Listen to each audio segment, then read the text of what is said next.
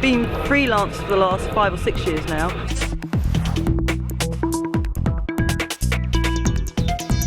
When I got involved with Time Team as a local digger and just kept coming back, couldn't get rid of me.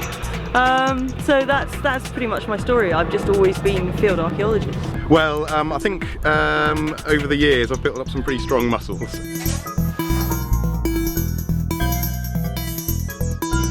And I can tell just from looking at the site over there and looking at the maps, of course, that there's going to be a lot of shoveling on this one. Basically, we're clearing off these brick industrial buildings. In terms of finds, then it's not really going to be finds trays full of nice bits of pottery and little bits of this and little bits of that. The important finds are actually going to be the structures themselves. So we'll be looking for different shapes of furnace, entrance and access to these various buildings, what were they used for and that kind of stuff. So it's going to be a lot of legwork and a lot of shoveling, and a strapping lad like me, I think the best thing I can do is just get a shovel and clear off and clean off as much as possible. Well, the big yellow trowel helps.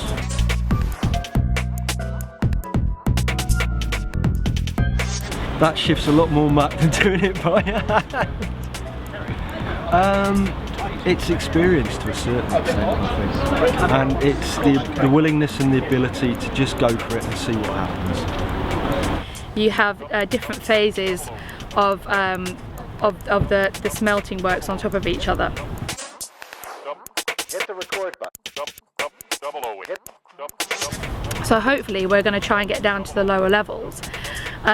We'll have to see how that goes in 3 days, obviously, and it obviously depends on preservation and if we can record everything in time and get down to it. Well, what we're definitely going to find is the remains of the furnace bases.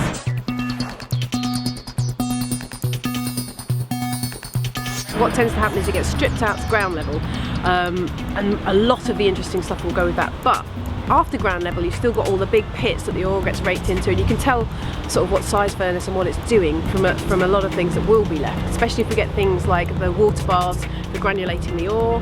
I think that could be really interesting to see. I really enjoy this kind of site because it's different. It's not something that you do every day at an industrial site like this, where you've got that mix of archaeology in the ground but the history as well. You can put names to the faces. So it's lovely doing things like medieval and Roman archaeology, but you get this sort of industrial site. It really does get that mix of the history and the social history with it, which is, I mean, I love it. It makes a nice change. So I can remember when my very first couple of seasons of Time Teams, certain Dr. Harding did chastise me a few times for my sections. He said, one of the comments he once said was, you could have built the Great Wall of China on the top of my section and the batter on it would have been enough to support it.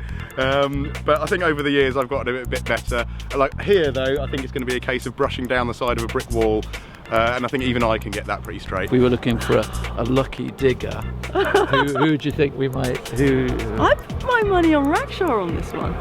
I know nothing about the copper smelting process whatsoever, so we're really lucky that we have these amazing experts that come along and can tell you what some random bit of metal or piece of slag is and what that actually means and the context that it puts everything in. Do you think we might find something interesting on this site? Or is it just a load of old bricks?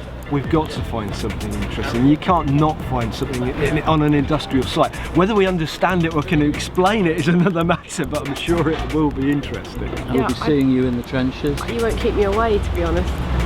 You know, I love it. It's the challenge. That's the challenge. I love a challenge. So she loves the challenge. Raksha's going to be one of the guys you get a chance to follow during the dig, one of the team, and we'll be following her and seeing how she gets on, seeing if she's lucky, seeing if some of those difficulties she faces, seeing, you know, really what she might be able to get out of the 3 days. A lot of people think you're going to be lucky on this one. Yay! So we'll have to see, and we'll be following you for 3 days. God, that's a challenge in itself, isn't it? Not all the time. Okay, good.